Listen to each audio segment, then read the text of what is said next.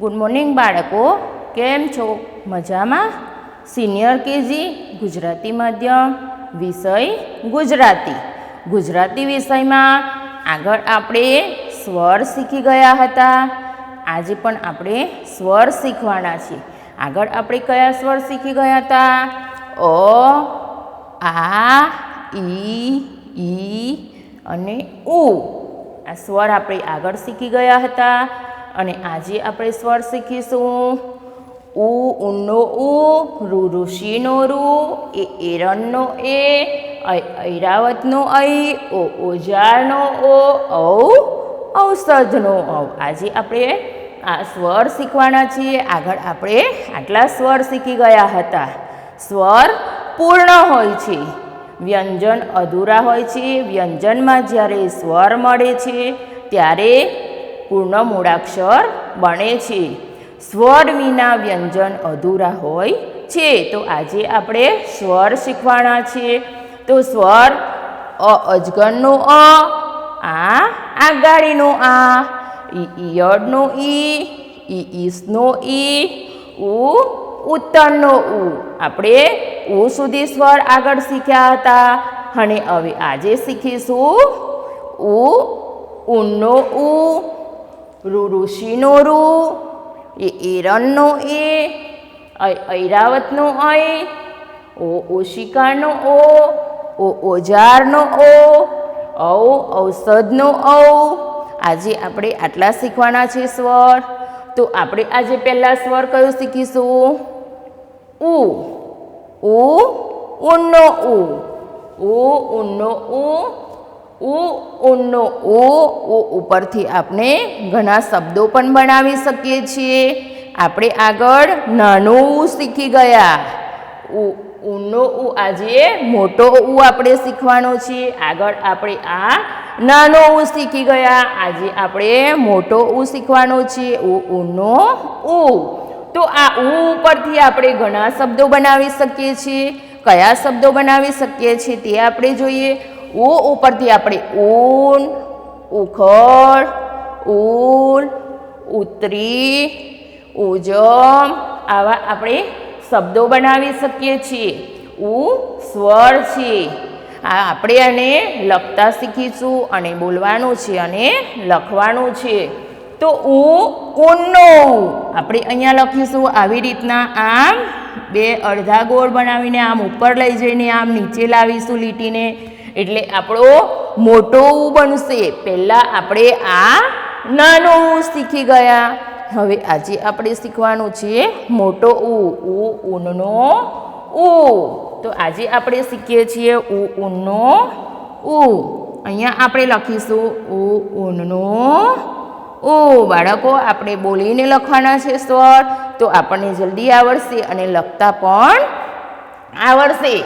આવી રીતના આપણે આમ અડધું ગોળ કરીશું અને બીજું અડધું ગોળ કરીને આમ ઉપર લીટી લઈ જવાની છે. એ લીટીને આમ નીચે લાવીશું એટલે આપણો ઉ બનશે. ઉનો ઉ. આ ઉ મોટો ઉ છે અને આપણે આગળ નાનો ઉ શીખી ગયા. શું શીખીએ છીએ આપણે બાળકો? સ્વર શીખીએ છીએ. ઉનનો ઉ, ઉનનો ઉ. આને બોલાશે ઉ સ્વર. આ ઉ છે. આપણે શું શીખ્યા? ઉ. આગળ આપણે શીખી ગયા અજગરનો અ, આગાડીનો આ, ઈયળનો ઈ, ઈસનો ઈ અને ઉત્તરનો ઉ. હવે આજે આપણે શીખ્યા ઉનો ઉ. હવે આગળ આપણે બીજો સ્વર શીખીશું. ઉ પછી આવશે રૂ.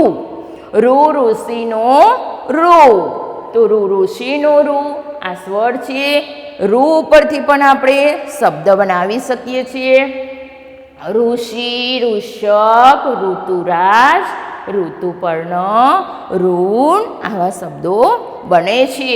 રૂ સ્વર છે. તો આપણે રૂ લખતા શીખવાનું છે. આવી રીતના આપણે રૂ કેવી રીતના લખીશું જુઓ બાળકો. આપણે આવી રીતના આમ પેલી ત્રાસી લીટી, પછી બીજી ત્રાસી લીટી અને ઊભી લીટી કરીશું. પછી આવી રીતના આમ ઉપર લઈ જઈને નીચે વાળીશું એટલે આપણું બનશે રૂ. રૂ ઋષિનો રૂ. શું લખીએ છીએ આપણે? રૂ. રૂ ઋષિનું રૂ. આપણે આ સ્વર રૂ શીખીએ છીએ. રૂ ઋષિનું રૂ. આવી રીતના આમ કરીને આમ ઊભી લીટી કરવાની, પછી આમ ઉપર લઈ જઈને આમ કરશો, એકડ એક ઊંધો પાડીએ એટલે આપણો રૂ ઋષિનો રૂ બને છે. આમ ત્રાસી લીટી, ઊભી લીટી, પછી આવી રીતના આમ કરશો એટલે આપણો રૂ બને છે. આ શું લખીએ છીએ આપણે? રૂ ઋષિનો રૂ. આપણે આ રૂ પરથી કેટલા શબ્દો બને છે તે ફરીથી એકવાર વાંચીએ.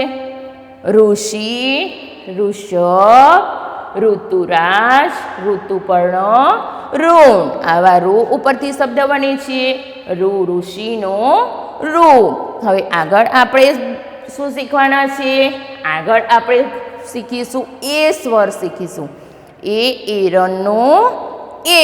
આપણે બોલીએ છીએ ને એરણનો એ, તો એરણનો એ. આપણે એ સ્વર શીખવાના છીએ. તો એ ઉપરથી પણ આપણે ઘણા શબ્દો બનાવી શકીએ છીએ. એ સ્વર પરથી પણ શબ્દ બને છે. તો એક તારો, એનક, એઠવાડ, 31, 61 આવા શબ્દો બને છે. એ ઉપરથી બને છે અને એક માત્ર એ. આ શું લખ્યું છે?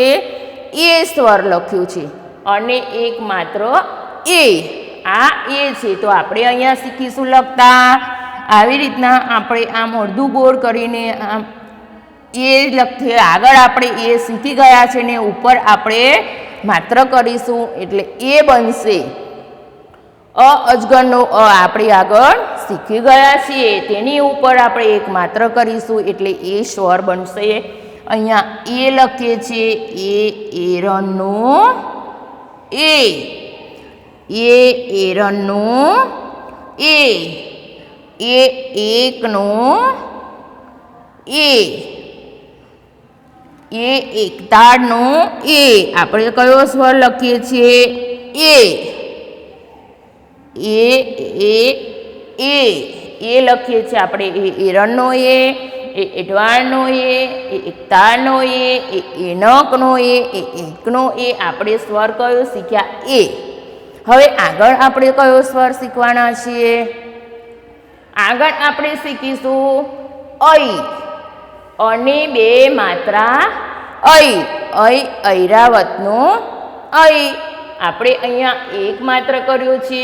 આ ઐ ઉપર બે માત્રા આવશે અને આપણે સ્વર લખવાનું છે અને બે માત્રા ઐરાવતનો ઐ. આપણે ઐરાવતનો ઐ શીખવાના છે આજે. ઐરાવતનો ઐ. તો આપણે અહીંયા શીખીશું ઐરાવતનો ઐ. ઐ ઉપરથી પણ આપણે ઘણા શબ્દો બનાવી શકીએ છીએ બાળકો. ઐ ઉપરથી આપણે ઐતિહાસિક, ઐહિક, ઐશ્વરી, ઐરાવત જેવા શબ્દો બને છે. તો આપણે કયો સ્વર શીખવાના છીએ? ઐરાવતનો ઐ. તો આપણે અહીંયા લખતા શીખીશું. આપણે આગળ અ લખતા શીખી ગયા છીએ. અજગરનો અ લખતા શીખ્યા હતા ને. તો હવે અની ઉપર આપણે બે માત્રા કરીશું એટલે કયો સ્વર બનશે? ઐ બનશે. કયો બનશે? ઐ. તો આપણે અહીંયા લખીશું ઐ અને બે માત્રા કરીશું એટલે આપણો સ્વર બનશે ઐ. ઐરાવતનો ઐ. આપણે અહીંયા લખવાનું છે અ પહેલાં લખીને પછી ઉપર આમ બે માત્રા કરીશું એટલે બનશે ઐ. ઐરાવતનો ઐ. આપણે આ શું શીખીએ છીએ બાળકો? સ્વર શીખીએ છીએ. સ્વર ભણીએ છીએ. આપણે સ્વર બોલીને લખવાના છે. તો આપણે અહીંયા ઐ લખીએ છીએ. ઐરાવતનો ઐ. ઐરાવતનો ઐ. ઐરાવતનો ઐ. આવી રીતના આમ આપણે બે માત્રા કરીશું એટલે બનશે આપણો સ્વર ઐ બનશે. ઐરાવતનો અય, આની ઉપર 2 માત્રા કરવાના છે તો આપણે અય બનશે. આની ઉપર 1 માત્ર કર્યું તો આપણે એ સ્વર લખ્યો. અહીંયા 2 માત્રા કર્યા તો અય સ્વર લખ્યો. હવે આપણે આગળ કયો સ્વર શીખીશું? તો આગળ આપણે શીખીશું ઓ. ઓ ઓજારનો ઓ. ઓ ઓશિકાનો ઓ. આપણે અહીંયા ઓ સ્વર શીખવાના છે. આ કયો શીખ્યા? અય. હવે આવશે ઓ. ઓ તો અને કાણો અને માત્ર કરીશું એટલે ઓ સ્વર બોલાશે આપણો. અને કાણો માત્ર કરીએ એટલે આપણો સ્વર કયો બોલાશે? ઓ. ઓ ઓજારનો ઓ. ઓ ઓશિકાનો ઓ. તો આપણે અહીંયા કયો સ્વર શીખવાના છીએ? ઓ સ્વર શીખવાના છે. તો આપણે અહીંયા ઓ ઉપરથી કયા શબ્દ બને છે તે વાંચીશું પહેલાં અને પછી લખતા શીખીશું. અહીંયા છે ઓષળ. અને કાણો માત્ર ઓષળ. અને કાણો માત્ર ઓશરી.